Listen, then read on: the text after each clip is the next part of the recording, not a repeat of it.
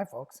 So I wanted to give you an example of this kind of video confessional where you are articulating an aspect of your your own identity where you feel like there is a kind of like a pre-established or hegemonic um, expectation around your your chromosomal sex and the performance of associated gender, um, or the performance of sexuality. And so I wanted to give, um, there's many ways that you can answer that, and that's the reason why I decided that I was going to provide you three from my own experience as examples of what you could consider. You know, the first one, and might be the most obvious, is obviously the fact that I identify as homosexual. And that would be perhaps the most obvious of all queer considerations, right? um, and that, my performance of sexuality does not necessarily adhere to the dominant or hegemonic construction of what being born male um, would be necessitated as. Yeah. So that would be one. And that's an inborn one. That's the most institutionalized norm in our society, and how, all folks that identify or perform their sexuality where it's either, same-sex desire, or they desire both sexes, or, something else even, um, where that would kind of go against the norm the most, and therefore adds a pressure to the way that they construct their identity. Okay? The second one that I'll provide as an example is the performance of sexuality in terms of marriage, right? Despite the fact that I am a gay male who is in a relationship with another man, um, even within that structure, there is a pressure by society to legitimize that love relationship through the institution marriage. Uh, and this is something that I never had any interest in. I felt like I had these ideas about marriage that felt age old, and they were kind of used historically as a way to establish good kinship and to solidify the developments of children who were born within family structures, right?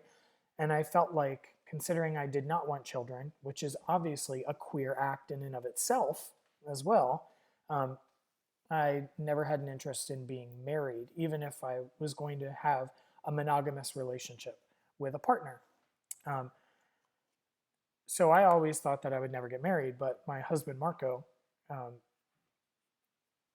had the societal pressure, being Latino, being Catholic, that it was kind of inborn in him, the institutions of the Catholic Church and his own family, his kinship, um, kind of constructed a pressure, right, a hegemony upon him, um, to believe in the sanctity and the virtue of marriage. And so when we had been together about 2 years, he mentioned it, and I said that I was not interested in that, and that almost was a deal breaker. It was something that he really had to grapple with. Now, eventually, I did some soul searching and decided it's not that important to me either, whether I'm married or not. What matters is that he's happy, and my happiness is not going to be diminished just because I get married. I'm not so staunch on my principles regarding that. So, in that case, marriage acts as a hegemonic construction, even within our gay relationship. So instead of this being called heteronormative, we would call it homonormative, right? But essentially, the the default of heterosexuality in our culture has even influenced within communities that seem like they wouldn't even feel the same pressures. But obviously, the dominant heterosexual construct is what governs even homosexual relationships and beyond. Um, so that would be another example of a hegemonic norm that my husband Marco and I felt was a pressure that went against at least my intuition or inclination of self, and then how I negotiated that dissonance in the performance of self. So we have one where it's about sexual desire, right? We have the one on marriage, which is about the public sexuality, right? Now let's think about one that is a performance of gender. So there's many here that I feel. I was very interested in expression through the body when I was young. I was a dancer, and one of the institutionalized norms in our society with the relationship of chromosomal sex to the performance of gender is this idea of masculinity. The performance of maleness is where the body is supposed to express itself more in athleticism as kind of strength, right?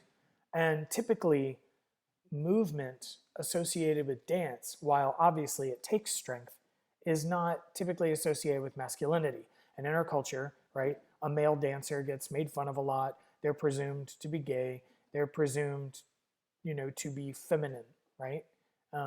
And it can be very challenging for a male who likes to express themselves in that way to pursue it. And in fact, that's exactly what happened. Even though I loved to dance, I felt the pressure to not pursue it formally when I was younger. So I never asked to take dance classes. I danced privately, but it wasn't until high school when I started to learn hip hop that I was able to even tell people that I really loved to dance, right?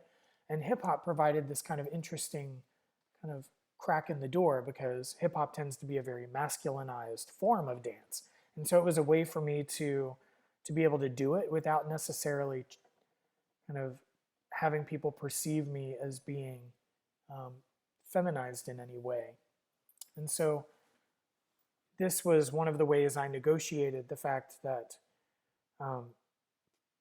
a performance of my gender, like this idea of femininity, through the elegance associated with femininity of dance, was kind of hit this rub in me between what was expected of my chromosomal sex and the way I wanted to perform my gender.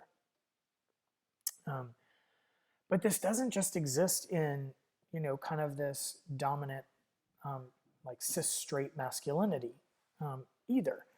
Even within the gay community, there are homonormative ideas about your chromosomal sex, your sexuality, and the way that you perform it. In the gay community, for example, there are these determinations that are also structured in a binary system called top and bottom. And, the top is usually the more kind of assertive, more masculine person in a sexual role within the gay community. And the bottom would be the more feminized role, the more submissive role. And a lot of times, gay men like myself are put into a box where it's like you either perform the role of the top or you perform the role of the bottom. I didn't see myself as either one.